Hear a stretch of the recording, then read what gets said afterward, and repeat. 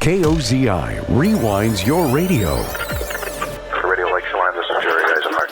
The bike was stopped in at the Apple Cup Cafe in Chelan. It's right on Highway 97. Good morning, Scott Rundage with you this morning. Ray Dobbs has come to join us. Taking you back in time to the legends of the lake on KOZI. Brought to you by Blueberry Hills in Manson. Named one of the top 4 restaurants in Washington State.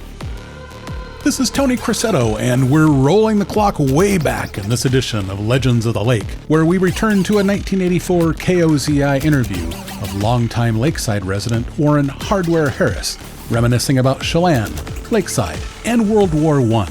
Let's listen.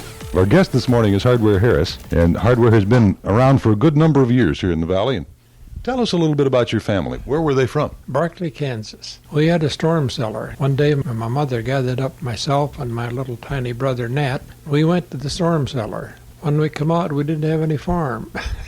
So we packed up, thought this was a good time to come to the state of Washington. And then we come over the old Falls Road, the Horn they call it, with the stagecoach. Geez, it looked like the end of the earth. Look down in there and see that water 500 feet down. But we made it. Tell us about Lakeside. What kind of businesses were there? What kind of a town was it in 1910, 12? Well, just a small town. There was a Hardenberg store, which carried just about everything. And there was a Henry Brothers, which a couple of bachelors, and the post office was in their store. Hauser's had a meat market across just above the lake. It was built right out over the water. Funk's had a little confectionery, an ice cream store, and like that. And that's just about what Lakeside consisted. The big hotel was kind of a grand deal. Where was Darnell's? Where would you place it now? Underwater, I suppose. Oh, yeah, everything's underwater there at that time. Do you remember the outbreak of World War I? I remember when it did the outbreak. Gee, they just flocked in. We had about 150 people volunteered the first day or two here. Flu, the last year of the World War,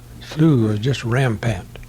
Did you have to wear those masks, the flu mask that they made? Yeah, sure did. What did those things look like? I mean, I've seen accounts that said they were supposed to be like 6 inches thick and so on. Did you ever watch MASH? Just exactly like they wear in MASH when they're operating. Just a gauze mask over your face. I don't know whether they ever did any good or not, but anyway, we had to wear them.